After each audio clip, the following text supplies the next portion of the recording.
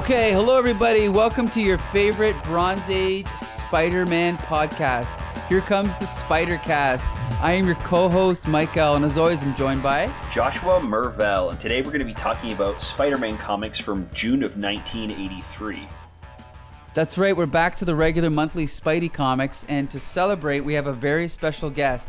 Please introduce yourself, special guest. Hi, my name is Dustin Windibank, and a longtime comic fan. That's right, and we've known each other for many a year, since I think we were, 13, 14, right? Grade 9? Yeah, riding my bike to your house to borrow backpacks full of comics. Oh, that's right. So there's no doubt that you're a comic book fan. I don't remember. Did you read Spider-Man in the 80s? No, I was always reading the mutant titles. Right. Okay. Yeah, I was read all the X-Men and Excalibur and X-Factor and all those ones. So is this your first experience with this era of Spider-Man then? No, I've seen some of them before, but very limited. Like very limited. Yeah. Interesting. Okay, because this was my guy growing up, but I would say by around 90, 91, I definitely became more obsessed with X-Men for sure. That was like the big thing of the day. So we're gonna get it first. We're gonna start off with Amazing Spider-Man, number 241, which anyone who's been listening to our show knows. We love Amazing Spider-Man. We love Roger Stern. We love John Romita Jr.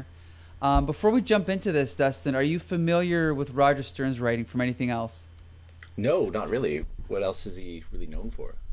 He had a really long Amazing Spider-Man run and Spectacular Spider-Man run. Then he did Avengers, pretty much for most of the 200s. It was Roger Stern. And then he left Marvel, went to DC, and he did Superman after John Byrne left. He did the Atom reboot. And then various things after that. But yeah, he's kind of like a standard superhero guy, you know? Mm-hmm. And then what about John Romita Jr.? Are you familiar with him? Oh yeah, I've read a fair number of John Romita Jr. things over the years. Great. So yeah, this is definitely considered a peak era for Spider-Man by most people. And in this issue, I know this is kind of an odd choice of books this week because two of them are kind of concluding stories that had already started in other issues. This one is, I think this is part 2 or part 3 of the Vulture story? Yeah, I think it's part 2. But we have seen the Vulture pop up a number of times in Amazing so far. Right. So it's kind of this story that's been going on for a little while now. Vulture keeps popping up and he feels like he's kind of useless, and no matter what he does, he can't defeat Spider-Man, and he's always kind of down on his luck and disappointed in himself. So this is still kind of continuing that story, but I think this specific arc is just the second issue. Right. So basically at the end of last issue, Spider-Man was defeated and seemingly dead. As we can see with this issue, he's not dead. We know there's at least 500 or 600 more issues after this, so obviously we knew he'd survive. But anyway, so he kind of gets up and gets into one of his typical arguments with the police force. What's his name? Keating? Is that the cop that he's arguing with here? Yeah, I think so. Yeah. And it's just the typical, Spider-Man, he's not quite a vigilante, he's not quite Batman level, but he's always kind of at odds with the law, and so it's great to see that again. They're kind of arguing back and forth. He makes his escape, and then he's going to go and try to track down the Vulture using one of the cops' walkie-talkies, which I thought was kind of a cool idea. Yeah, I love that little moment there. Yeah, it was great, right? And then we get a flash. Then we cut over to a scene of two women coming in at an airport, and it turns out it's Anna and Mary Jane Watson, who. Did we see a cameo from Mary Jane last week? I don't remember. Josh. I think we heard her name. I think. Right. I think Aunt May was asking again for Peter to go on this date with her, but I think this might be the first time we're actually seeing MJ in a long time. Right? Yeah. So that's kind of cool. So obviously, again, Roger Stern is working on bringing her back into Spidey's life. So Spider-Man is tracking down the Vulture. We get a really classic shot on digital page 7 that I'm pretty sure has been used in merchandising before, because I know I've seen that shot of Spidey swinging over the city with the thwip there. Yeah.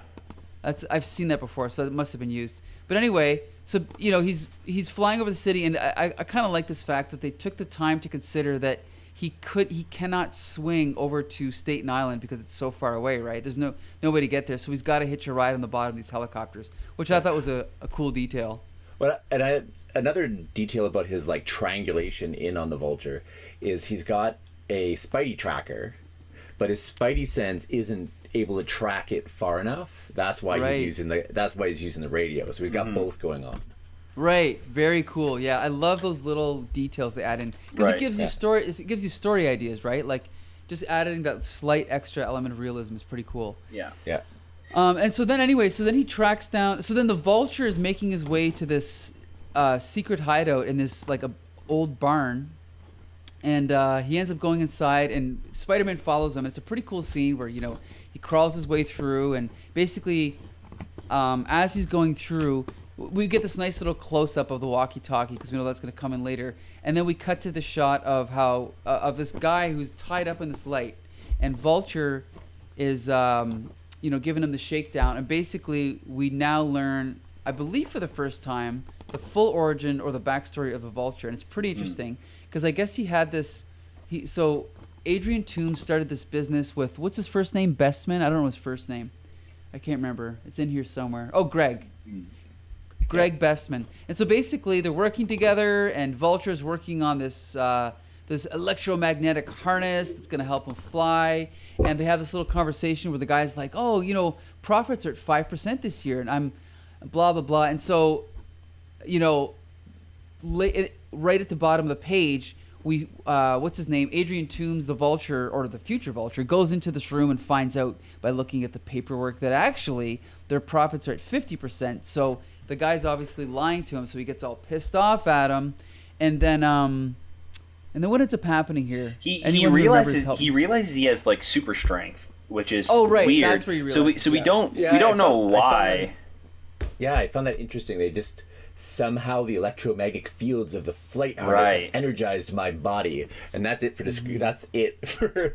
Yeah, there's not not really much of an incident, and I'm fine with that, honestly. I kind of like that they're just like, this is the reason why we don't need to like stop the entire action to like show you exactly this like awful event that happened to him to give him these super abilities. He just kind of like, you just see that he's betrayed. He finds out he has these powers, and I don't know if I can't remember if he steals one of the flight suits or if he builds a brand new one of his own, but he starts working on it, and that's when he becomes the Vulture. And we see one of those like those like cork boards with all the newspaper clippings and everything pinned to it. We realize he's been kind of planning his revenge for a little while now. And I really liked this scene. I think this was maybe my favorite part of the issue. When he's interrogating his former partner, and this backstory surprisingly really hooked me too. Well, it's also cool because they go back to that thing about the Vulture is since the very beginning he's always been an old man, and that's been one of his characteristics. Right. And he says here, I was already an old man. I used what little savings I had to retire to this farm. So he also talks about how the business was put in the other guy's name, so there's nothing he can do. Right, so this fits in with his character. They tend to want to make superheroes and supervillains young, but this is definitely a character that from the beginning he's always been old, which is cool. So anyway, so then he's he reveals how he started using his powers to become a villain and like stealing money and all that stuff, and then basically Spidey comes in, and now we're gonna get some fisticuffs. And Spider-Man has used his walkie-talkie, which has been webbed over top of the Vulture as he was talking. So now they've got his entire confession on tape, right? And now this old farm is surrounded by the cops, and we can get a nice little fist fight here. And we had a cool scene of Spider-Man using his webs to rescue this guy. And I think I realize now why I recognize this art. I think it was used in the official handbook of the Marvel Universe. That's why it's so familiar to me. Yeah. So the editor probably got lazy and was like, okay, you know what? We got two good panels for one issue. Let's just use them both, right? So instead of going to different comics, but that's okay. So yeah, again, Roger Stern always likes to give detail and nuance to his fight. It's not just simple. Like, he actually takes the time to give. It's not just punching. He gives specific actions to each page and what's going on, and so it ends up being that Spider-Man rips off the Vulture's electromagnetic harness thing, and that's how he defeats him, which is pretty cool. Yeah. And then at the end, he ends up getting a really nice photo of the action, which he ends up selling to the Bugle. And then we get a little epilogue with this girl, Amy Powell, who's kind of been around for a while, who I don't know if I realized this was Lance Bannon's girlfriend. Yeah, I don't. Or I think so. I think we briefly talked about her, but she hasn't really been much of a main character. She's kind of just been popping in for like one or two panels for the last little while to be like, "Hey, Peter," and then Peter's got to run off. So she's she's kind of being set up as a new love interest. Right. But I don't know how successful that is, but we'll see. Hopefully, this doesn't turn into another. Case where Deborah Whitman, Jeez, because he's already talking about like, oh geez, I don't want to hang out with her, but I guess there's no other way for me to get rid of her besides going out on a date with her. It's like, that's the opposite of what you should be doing, but okay. Yeah. That's Amazing Spider-Man 241. Dustin, I want to get your impression first. What was your impression of this story? What'd you think? Oh, well, there's a lot going on here. The art is so sharp. Like, I really like that. It's like crisp. There's a lot of good shadow. The inker and the colorist use a lot of good shadow to get depth. So I enjoyed the art quite a bit. I like the fact that they actually made the Vulture seem like a badass. Because my experience with the Vulture is, I read him in the Guide to the Marvel Universe. I'm like, what? Some old dude with wings? Right. How can some old dude with wings ever fight Spider-Man? That doesn't make sense. Right. But they actually made him seem like tough. A big part of it was the police reaction. The police were like, oh man, that guy's, his strength, he was super intimidating to his former business partner. His former business partner was just squirming. So they actually did a really good job of making him seem like a real threat. I agree. Josh, what did you think? I really like this issue. I especially like that everything had a purpose in this issue, down to the way he tracked the Vulture, and then that leading into being like part of his downfall in the end, and like the way he defeats the Vulture. Like having like the walkie-talkie be the recording device, so that way he can he unknowingly confessed to the police. I love that. I do really like kind of the darker tone we get with the Vulture, especially when he's interrogating his former business partner, and like he's cast in these shadows, and he really does seem menacing. And I think that lately Amazing has been doing a really great job of making these supervillains that would normally be very corny and not very intimidating, and not really have much weight. They've been really giving some depth and character to these goofy guys, like especially like Boomerang, and there was like the hula hoop one that was like shot rings out of his hands. Like the ringer, right? Yeah, like there's been a bunch of these kind of like C-list supervillains that, and not that Vulture is C-list. I think he's probably one of the A-list Spider-Man villains, but he is one of the goofier ones, and I think that they're doing a really good job of giving them a proper story, because I can get past the goofy costume and the kind of like funny premise of what the villain is if you're gonna give them a little bit of depth and character that's going to hook you into the story. So I think that this one did it perfectly. Yeah, and I agree with everything, and I also want to point out that, I always loved John Romita Jr., but his art seems to be getting better and better each issue. And he's starting to get a little bit more like the John Romita Jr. from later, which some people don't like as much because his faces tend to get uglier as his career goes, but I really like the way he draws the Vulture here, like these big close-ups of the Vulture with like, you know, like the really big hook nose and like the lines on his face, and I just does a really good job. And also, like we said recently, that the inker has changed in the last few issues to Frank Giacoia. Right. And I think he's doing a really good job on inks. So Yeah. Definitely. Oh, go ahead, Josh. I was gonna say, yeah, I think so. I really did like Jim Mooney and everything that he was doing with John Romita Jr.'s art, but I think that this issue is fantastic.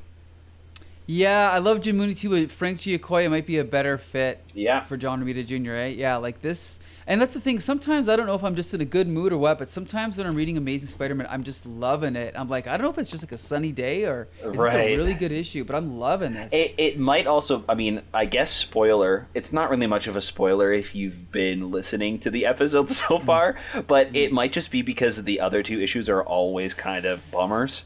Yeah. Maybe okay. That could be why we're loving Amazing so much. So I don't. Yeah. Maybe we're not as like subjective as we should be with these, but that's a good point. Yeah. But I would definitely recommend this issue, and I had a blast. Oh, me too. Me too. Dustin, would you recommend this issue? Oh yeah, like the fight in the forest where he's Vulture flying through the forest and Spider-Man swinging from tree to tree and captures him. That's just so well played out. And your comment before that, like every punch, it's not just punches, it's action, things that make sense. Right. This is a story all the way through. There's no sudden like what the hell, what just happened and why. Right. Like, everything makes sense. Absolutely. I mean, yeah. even down to the point. Spidey. Yeah, for sure. Even down to the point where like he doesn't just punch the Vulture to defeat him. He traps him in the forest, and he puts up these webs as like a canopy over top of the forest, so Vulture doesn't have anywhere to fly to. Like he's using Vulture's strength against him, right? Like he's taking that strength and making it a weakness to defeat him. And I think that's brilliant. I love when characters use their wit and their knowledge about the villain or their foe to defeat them, and it's not just a big punching fight and finishes in the last panel. That's a great point. Yeah. So like really everything for me in this issue worked. I agree. It's one of my favorite issues. Yeah. So speaking of bummers, now we're gonna move on from Amazing Spider-Man to Marvel Team Up, number 130, and Josh, you can take it from here. It wasn't good. So I think we can move on to Spectacular Spider-Man now. No. Okay. Our listeners are demanding we review this issue. Yeah, they're just clamoring for it. So last issue we saw Spider-Man teaming up with the Vision, and he stopped some androids. And at the beginning of that issue, we do see the Vision and Scarlet Witch talking to each other a little bit. And the Vision says he's got to go. And so we kind of like leave off where we pick up where we left off last issue, and we see Scarlet Witch. She has this nightmare that she had to kill the Vision, and she turned evil, and then we cut to Spider-Man and the Vision, and they're kind of recovering from the last fight, and we have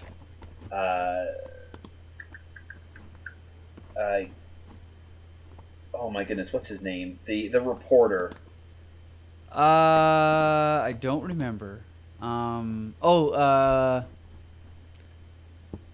have no idea. Mr. Ponchiolitio. Yeah, right. Yeah, okay. Ponchiolitio. Right. So he's about to retire from the Bugle, and him and Peter were just on a mission last issue, so it's just kind of catching up again here. Spider-Man thinks that the big story that he's going to be releasing is the fact that he knows that Peter Parker is Spider-Man, so there's a little bit of tension there. And then it turns out that this guy, this like weird wizard guy, has captured the Scarlet Witch, and he goes after Vision because he wants Vision's body, because he's more of a spirit right now, so he needs some sort of like physical form to capture. So he uses Scarlet Witch as like a ransom to take the Vision's body. He ends up taking over, and Scarlet Witch and Spider-Man have to team up to fight this bad guy in the Vision's body. They fight him, and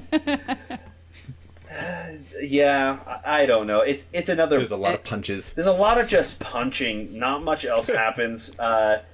When they do eventually knock this guy out of the Vision's body, I think with the help of Vision, his like memory or his soul has kind of been pushed back to the back of Vision's mind, so it's not really accessible right now.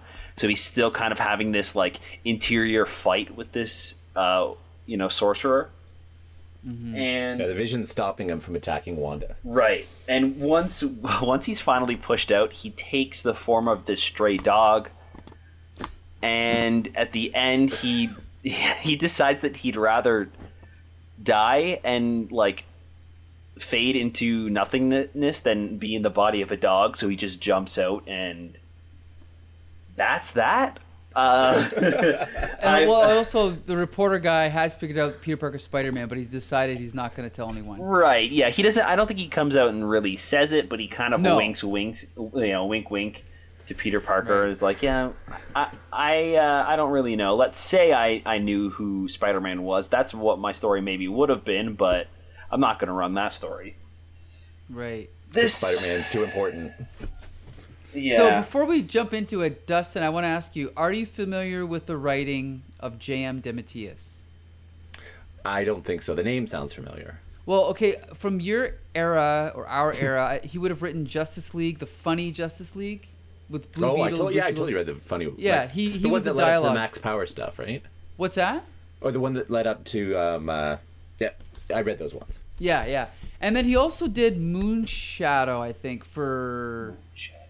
Yeah, like, I think it was called Moonshadow. He did, like, a couple of almost Vertigo or Vertigo-esque comics in the early 90s. But anyway. Oh, I have the complete Moonshadow. I have that collection. There you go. See, I knew you did. Yep. So he definitely eventually becomes, like, a really good writer. Like, you could argue, like, one of the better writers of the 90s. But at this point, everything me and Josh have read from this guy is just... I always say it's like he's just throwing crap at a wall to see what sticks. Mm-hmm. And that's exactly what this issue is. But also, before we get to the rest, what about Sal Buscema? Are you familiar with him? No, forget it. Okay, because he would have done Spectacular Spider-Man all through the late 80s and early 90s. Mm-hmm. Like, he got kind of a blockier art style. But yeah, in any case. So yeah, the writing on this one, what did you think, Dustin? So, I mean, it was schlocky. I mean, I loved the Eldritch Beams. I loved him. Like, I like that kind of, like some of the old Thors and anything that Jack Kirby kind of spirit of like just cosmic ridiculousness. Right. So I like that. None of that turned me off. As far as like, him shooting his eldritch beams and ripping his soul across the cosmic void and all that kind of stuff. So none of that bothered me. What really just got me was just like things like the reporter when he's hinting to Spider-Man. It's just he's not hinting. He's just saying it. But Spider-Man's acting like he's hinting it. Like it's just heavy-handed. It's not subtle work. Mm-hmm. And then just the whole histrionics between Vision and Wanda. I mean, it makes them seem like we're not even talking about them because the characters are so flat. They're so like. That's a good point. She's kidnapped. He must give up his body. They're gonna live with that, and then it's just such a flat response to everything. So. Yeah.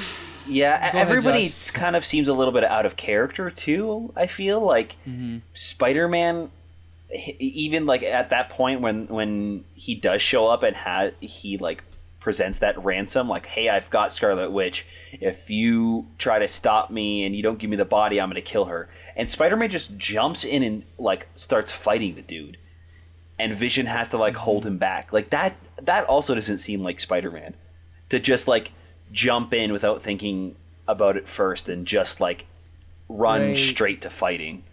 The characterization is off. Yeah, Right. Yep. and I think again, unfortunately, it's because this is not a Spider-Man comic.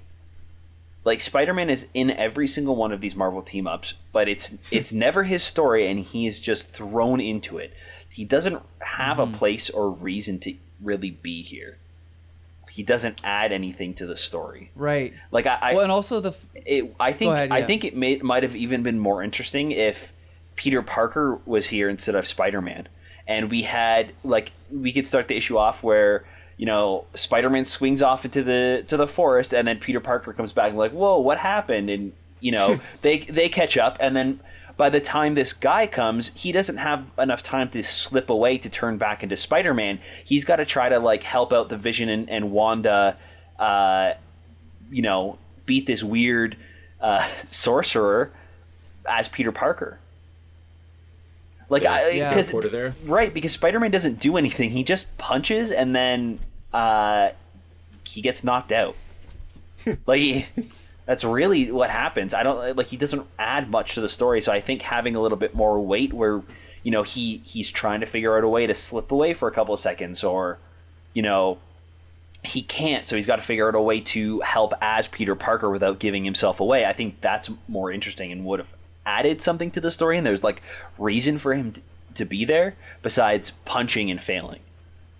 Well, also the fact that this bad guy flashes back to a scene from Defenders, once again, that gives evidence that Jm Dematteis used to write Defenders, or maybe he did at this point. So he's once again just picking up a plot thread from that and just continuing it here. So like you said, it isn't really a Spider-Man story. It's like sort of just another Defenders story, right? Yeah, it really is. I mean, I almost blacked out when I read Defenders.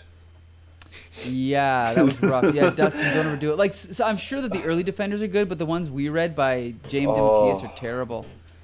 Now, Josh, do you see any difference between the art of Kerry Gamble? Like, do you like Sal Buscema more, or what do you think? I think I do like Sal Buscema more. I feel like his figures are more solid. He has a better grasp of anatomy. Yeah.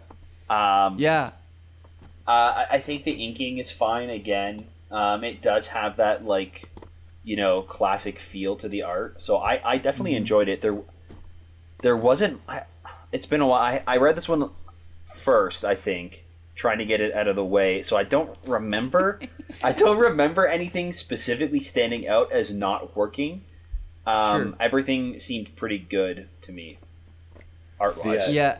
Dustin, what do you think? Art-wise, I really liked some of the layouts. There's some pretty nice layouts where, like, the way they use sort of different shaped boxes and the way it, you know, rolls your eyes, or leads your eyes to the panels. So there is some nice art that way. But I found the fact that Scarlet Witch's face is constantly different. I don't know why. I just found that distracting. I was like, oh, who's this person? Oh, it's Scarlet Witch again. I didn't really notice that, to be honest. Huh. Yeah. I think it might have been because I read it digitally on a huge monitor. And her face was just really inconsistent.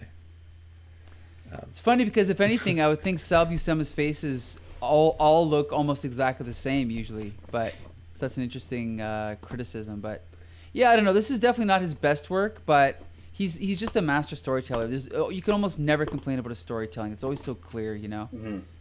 So yeah, I did at least enjoy the art. But yeah, again, the story, it's like we said in the last issue of Amazing, you know, when the Vulture was giving his origin, and it was the detail about he suddenly had super strength, but they don't dwell too much on it or spend too much time.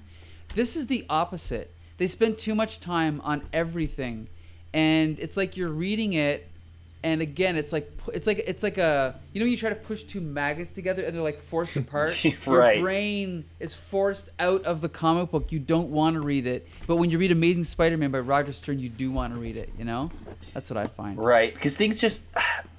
Again, I feel like I say this every single week, but in Marvel Team Up, things just happen. There's no, like, a lot of the times there's no reason for things to be happening. They just do. And it's It's because we need Spider-Man to punch in this issue. We need this character to do this, or we need this action to happen so we can have a cool cover. Like things just happen, and it nothing services the story that's going on. Like there's no moment where they use something from early on to defeat the villain at the end, like in Amazing. There's things just kind of chug along until they punch the bad guy enough times that he is defeated. 100% agree. Yeah, like I think they just punch him enough times, and then the Vision kind of like helps like knock out. No, actually, no. Spider-Man literally just punches him. I'm looking back at it now. Spider-Man punches him, and he, as he's yelling for the Vision to fight against the mind control, and then he's pushed out. Like I don't know. It's just nothing works. It's not clever. There's nothing happens in the story that actually means anything by the ending. Like you can cut out everything that happens. Like you can, right when Vision's body's taken over, you can cut after that and then cut right to this, and you understand what's happening. Which is that's a bad sign. You know what I mean? Like you can cut out pages. Like, okay, let's go back up to the beginning, sure. Where his body is finally his first taken over. So he says reborn on original page 11. And then you can scroll through everything that happens here and jump straight to when Spider-Man punches him out on page 16? 20. Okay. So all the way from 11 to 20, you can cut everything that happens there and just jump from page 11 to page 20, and the story still makes sense. This guy takes over the Vision's body. Spider-Man punches him and says, "I know you're still in there, Vision. Fight, fight, fight." And then the guy pops out. Like nothing happens in between that like furthers the story or adds anything to the resolution. They're just punching each other. Even the little in between vignette with the dog. He went into the dog and then he decided not to. Yeah. Yeah, for sure. Again, and there's another page. Added Good nothing. point. That's a great point. And I guess the only thing you could say is you don't learn, but the whole thing about how we switched bodies, so then now my soul is in Vision's body, but his soul's in my body's destroyed, but actually his soul is hidden in the Vision. I mean, that's not really anything new. It's not really story development. Yeah, like it's because it's a problem that comes up and then is immediately resolved. Right. You know what I mean? Like it doesn't help them or hinder them in their fight against this guy. So, if anything, we are learning how not to write comics by reading the whole team right? All right. Yeah. So once again, unfortunately, except for maybe the Sal Buscema art, I do not recommend this issue. Dustin, what about you? No, I do not. Okay. Josh? No, I don't at all. Yeah, unfortunately. Sorry, guys. Sorry, JM. Okay, so now we're going to jump to Peter Parker, the Spectacular Spider-Man. And since this is the conclusion of a very long-running storyline, Josh will quickly bring us up to speed. Yeah, so pretty much for the past few issues, Black Cat has kind of come back into Peter Parker's life, and they've been having a lot of romantic stories, and then Black Cat will die and then be brought back again, and Peter's surprised, and then they fall back in love, and then she dies again, and then she comes back and Peter's happy, and then finally we have this story where the two of them team up and kind of finish this gang war that's been going on between Doc Ock and the Owl, and then once again she gets hurt so bad she's put into ICU in the hospital, and then I think for 3 issues she's been in the ICU. Doc Ock has come back, pulled her plugs, and ran away. She had to go back into ICU. She's finally recovered. Doc Ock comes over, pulls her plugs again, runs away, and she's finally back to health. the last issue, Peter Parker has been like preparing for this final confrontation with Doc Ock. It's his biggest enemy he's ever faced. He feels like he's not going to actually survive this. The two of them are going to be are so powerful and such great foes that they're going to kill each other. So the last issue, he's kind of gone, and he said his like final goodbyes to his family and done everything he feels like he's had to do before he dies. And that's where we kind of cut back to this issue where it's this final confrontation with Doc Ock. So Dustin, you can take it from here. You can tell us what this issue is about. Yeah, so it starts off, they're outside the hospital. We start the issue with them already fighting. So they're actually, it kind of starts with a pretty cool shot of where the action is Spider-Man flying through the air, Doc Ock coming up the wall, the hospital being torn apart and thrown at Spider-Man because Doc Ock. And then we kind of go on and we find out Doc Ock is coming. He's going to pay back Spider-Man and Black Cat.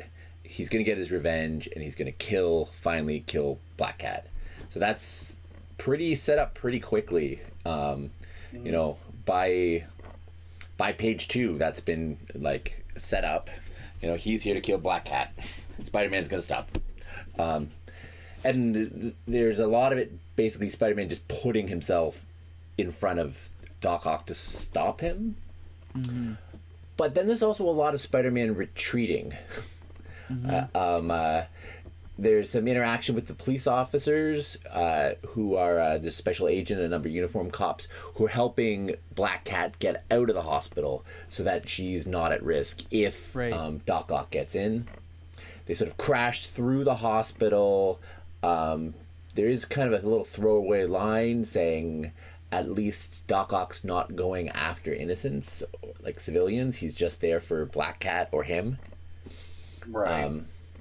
There's a funny little battle in the X-ray machine where you can see the insides of both their chests. Right. Which is cool but pointless, but cool. Yeah.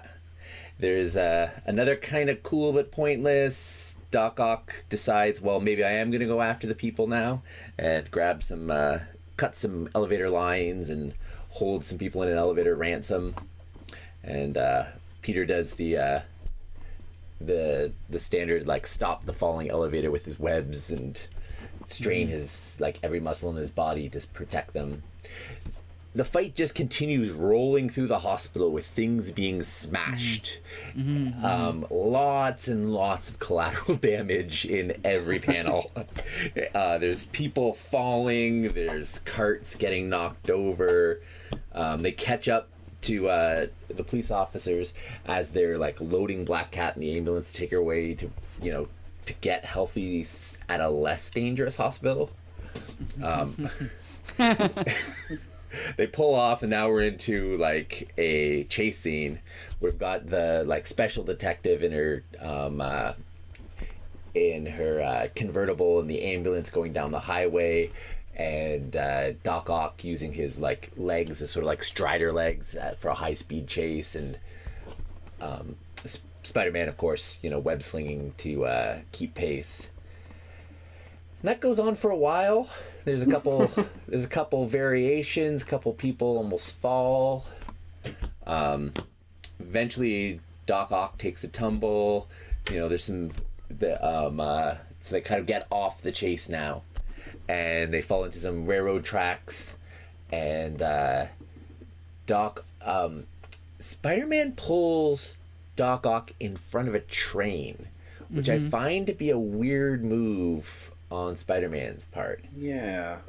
He thinks that like it's gonna just it's gonna throw Doc off and he's gonna like jump out of the way, but instead Doc Ock just like trashes the train instead, which I thought was cool. But it's a cool picture, but there's just, I know you're kind of getting the summary still, but there's some, at least in my part, inconsistency in Spider-Man's characterization. One that he would like pull Doc Ock in front of a train and pull that kind of a risky move, and that his reaction to Doc Ock like trashing and derailing a freight train is like, if he can total a locomotive, what'll happen if he gets a good grip on me? Not like, holy crap, I just derailed a train and right. We also see we also see the conductor of the train being thrown out. Right, as Doc Ock is too. ripping through, and I was like, "Oh, Spider-Man's gonna like quickly have to go and like swing and save him." And no, nothing. We just cut back to Spidey going, "Ooh, glad that's not me." Yeah, and then the fight continues. Like, yeah, and now ridiculous. Yeah, kind of next they're at like a abandoned warehouse that's being under construction. So it's basically a bunch of I-beams kind of like scaffolded up, partial constructing, and they just kind of trash the building and throw it on top of each other. Eventually Spider-Man pulls kind of a quick move and pins Doc Ock, and that's pretty much the end of it. Doesn't Doc Ock try to, or Spider-Man tries to like make fun of Doc Ock for always fighting him and never winning, and Doc Ock says, "I'd rather die than lose to you again," and he tries to kill himself, right? Yeah, exactly. So I kind of skipped over that part. But as they're fighting through these I-beams, Spider-Man like kind of bends them, traps the tentacles, and then Doc Ock just decides he'd rather die, and he pulls the whole building down on top of himself. And Spidey like swoops in and saves him from the crashing building. And in fact, Doc Ock's reaction is like, no, this is now my greatest humiliation. Not only have you keep beating me, but now you've saved me. Right. Yeah. There's a lot of weird things. Like, it's funny because as we're looking at it, I actually do really like the art. The art is by what's his name, Al Milgrom, who and then Jim Mooney. So it's not great, but it has like a classic feel to it. It's really simple storytelling, small panels. I really like that. But there's just things in this issue that happen that are really weird, like the stuff that you guys mentioned, but also the fact that at the end, not only like I really don't like this whole idea that Spider-Man is just gonna scare Doc Ock into submission kind of thing, because it's again totally out of character in my opinion. Right. And also it makes Doc Ock look like an idiot, completely ineffective. Yeah. And the thing is too, the fact that Peter Parker and Spidey is so like confident that he's going to beat Doc Ock, and the fact that he's like, I'm gonna win and I'm gonna humiliate you because you always lose to me, and that's just how our relationship is completely the opposite of what has been set up this entire story. Yeah. The last issue was about Peter Parker coming to terms with the fact that he is going to die fighting Dr. Octopus in this issue. And it's even off from the first half of this story. In the first half of this story, he's running scared. He's just basically trying to be a human shield. He doesn't think he's going to survive. And then suddenly in the final battle, it all switches. Yeah, like inconsistent. Everything about this issue on paper, if you were to like just kind of describe to me what happens, I'd be like, whoa, that sounds like a really fun issue. We have Doc Ock coming in and confronting Spider-Man as he's trying to save Black Cat, who's in the hospital, and it turns into this chase scene, and they're on top of this train, and the train explodes, and then they're fighting in this abandoned warehouse, and the building collapses, and Spider-Man's got to come in and swing his worst enemy. Like, whoa, that sounds really fun, but it just doesn't work because again, nothing really fits together. They are just punching each other, and then it's like this mad goose chase of like, okay, we got to go to this point and then this point to do all this cool stuff. Like nothing really makes sense as to like why they're going from point A to point B in this issue. Like it almost actively doesn't make sense. Yeah. Spider-Man is leading Doc Ock in a chase through a hospital. It doesn't make sense why Spider-Man would ever do that. There's also like an interesting detail where Jean DeWolf says that they're gonna get Black Cat to safety. Then Spider-Man, where is it? He goes, he goes, what are you waiting for, DeWolf? Get her out of here. And she's like, waiting? You only delay Dr. Octopus for 5 minutes. It's just funny because the writers can make it take as long as they want. And it's just funny that they chose to call attention to that fact, I don't know, it's kind of a weird detail. But I mean, I guess it made for a good quip from Jean DeWolf, but what were you going to say, Josh? That whole like plot point where there's a chase of them rushing Black Cat into an ambulance to bring her to another hospital makes zero sense. You're right. In last issue, Peter Parker has a literal 24 hours before he knows that Doc Ock is going to go try to kill Black Cat. He knows for a fact Doc Ock is going to be at this hospital room to kill Black Cat in 24 hours. Why has she not already been moved? Why all of a sudden are we waiting to the last minute till Doc Ock shows up to even put her in the ambulance to have this chase?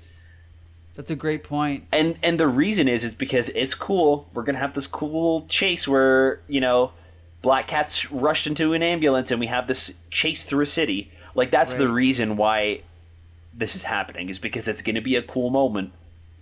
You're right. I can't argue with that. Yeah. Yeah, it's gonna look great on the pages. Mm-hmm.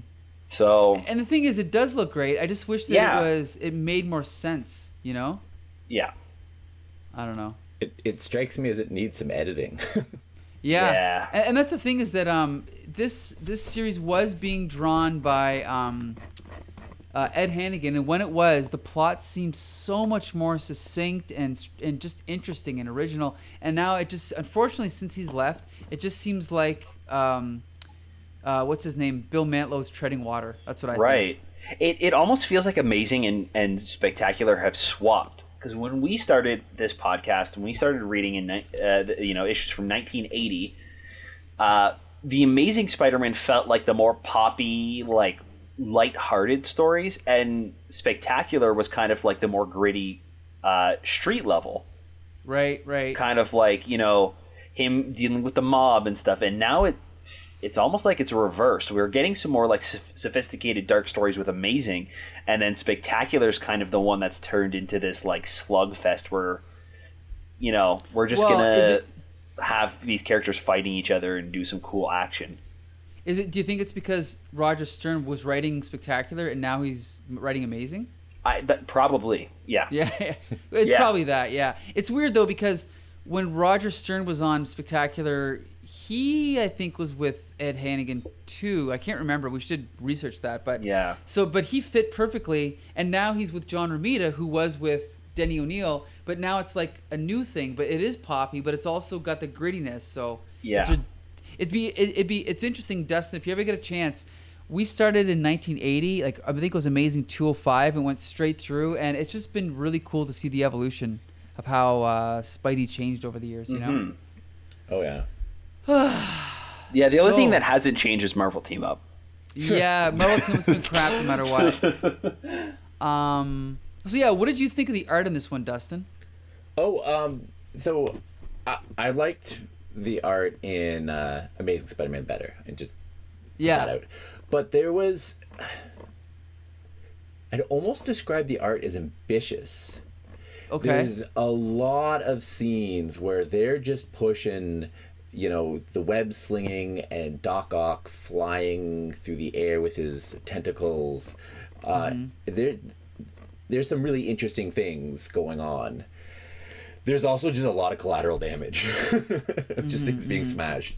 But yeah, I really dig some of the outdoor scenes where it's just like, him dodging climbing up the building while also dodging, or some of the scenes at the end in that warehouse construction steel frame thing. Sure. Again, it's just like you can almost feel them jumping around in there.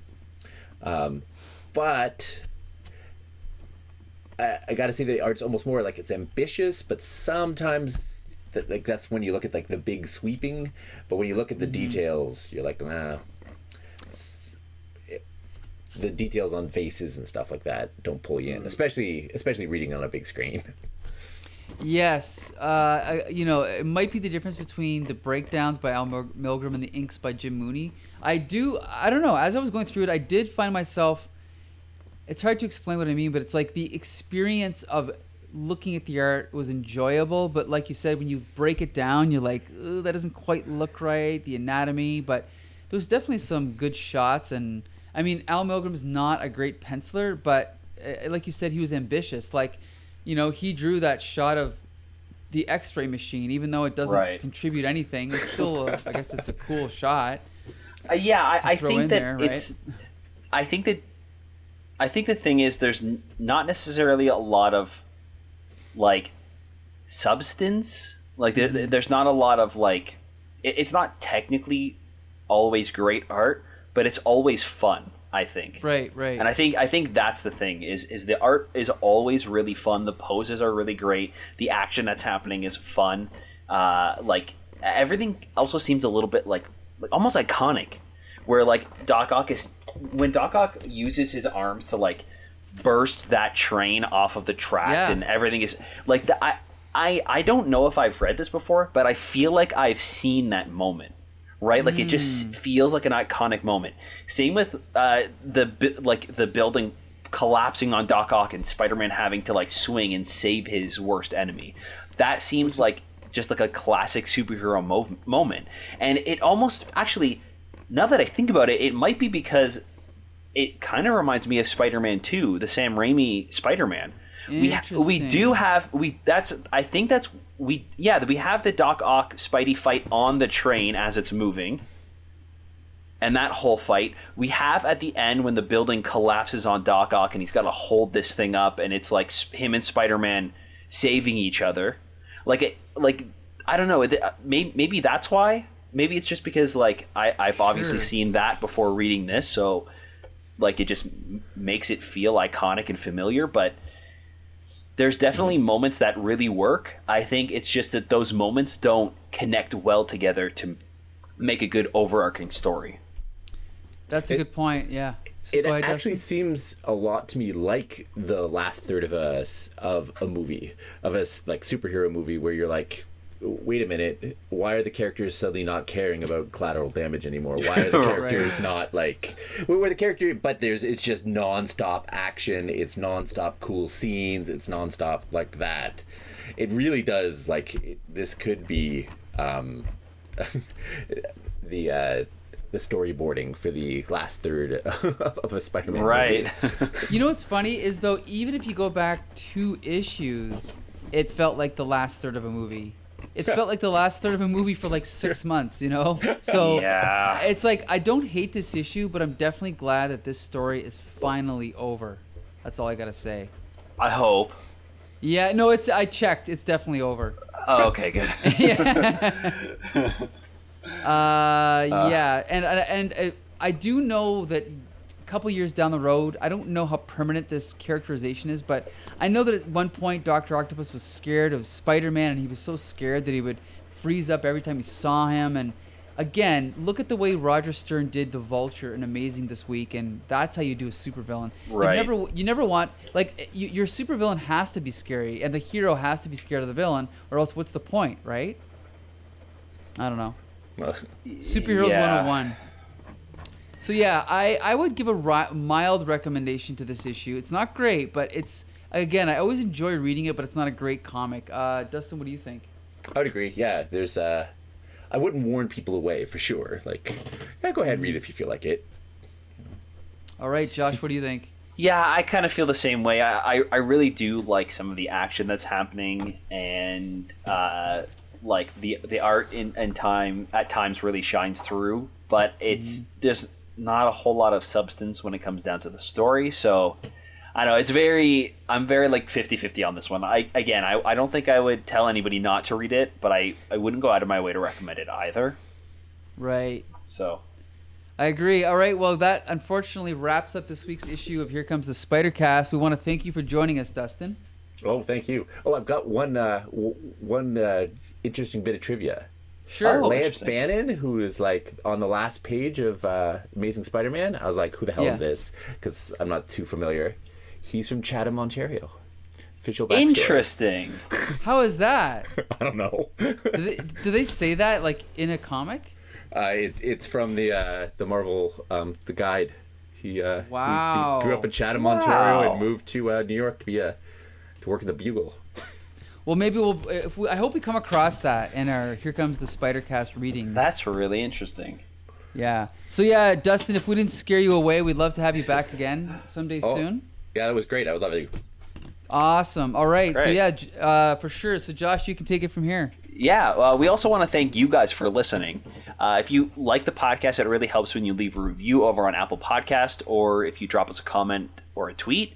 You can reach us over at HCT Spidercast or at Comic Syndicate on Twitter, and you can find us pretty much anywhere else at the Comic Book Syndicate. We want to keep this conversation going, so yeah, please keep in touch. That's right, and we drop a new episode every Monday, and we're at number 43, and there's more coming 43. every week. Yep.